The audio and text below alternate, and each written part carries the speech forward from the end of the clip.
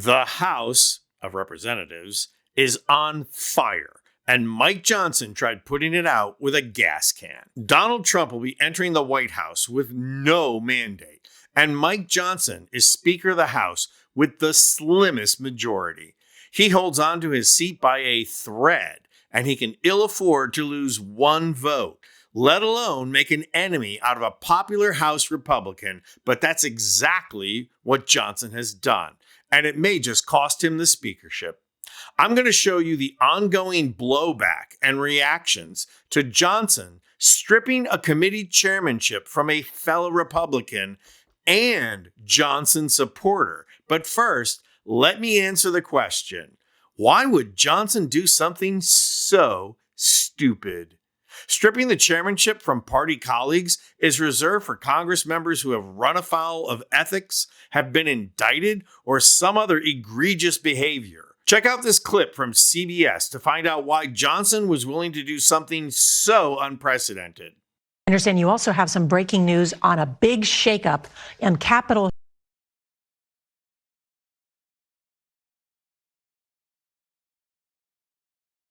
Chair of the House Intel Committee. Why?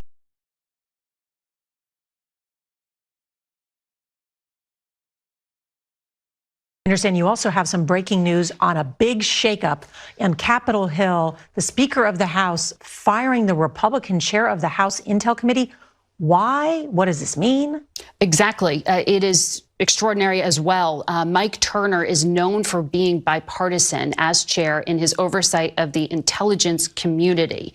I spoke with him. He told me this afternoon, Speaker Johnson called him into his office and said, "You're fired. There are concerns from Mar-a-Lago." In other words, Donald Trump, the president-elect, told Mike Johnson to fire the man overseeing the intelligence community who has access to some of the nation's greatest secrets.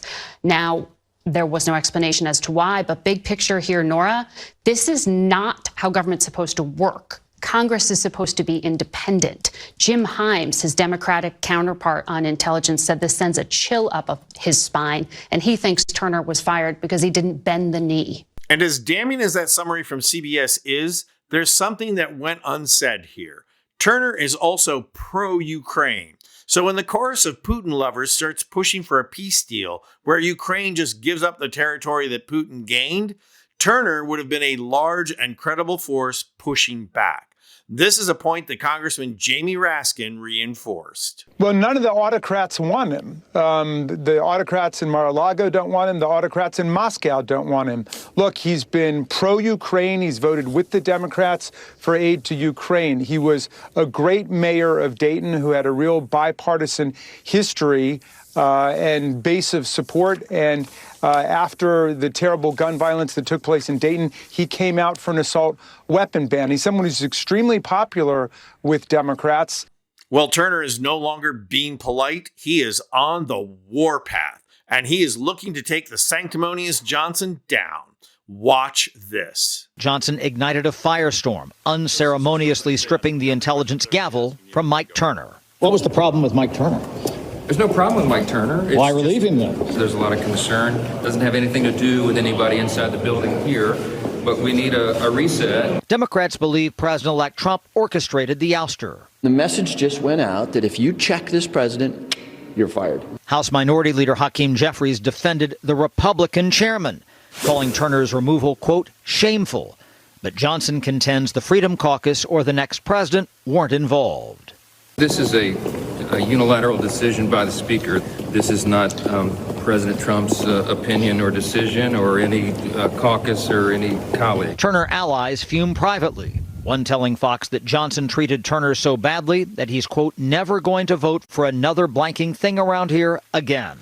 Don't you just love it when the sanctimonious porn-monitoring Speaker just outright lies? You can just hear that little angel on his shoulder saying to him, Jesus would want you to lie in order to beat the liberals.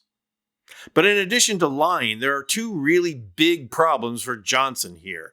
First and foremost is that Turner is striking back at Johnson by refusing to vote on anything. Now, that might change, of course, if there's a referendum on Johnson or a vote of no confidence, because one thing is for sure. If there's a vote on the speakership, Turner will probably get a few people to join him, and then Johnson is out.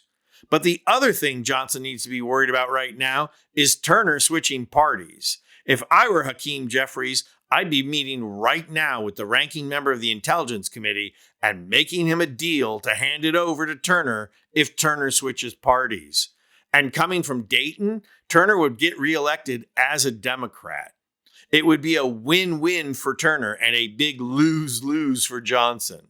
Lose the speakership, lose the House, lose the easy path for the Trump agenda. And Turner needs to think hard about it too. If he wants to strike back at the Mar-a-Lago Oligarchs Club for getting rid of him, the most powerful thing he could do is switch parties. Meanwhile, Mike Johnson is getting one vote closer to losing his speakership. I'm Anthony Vincent Gallo for Occupy Democrats.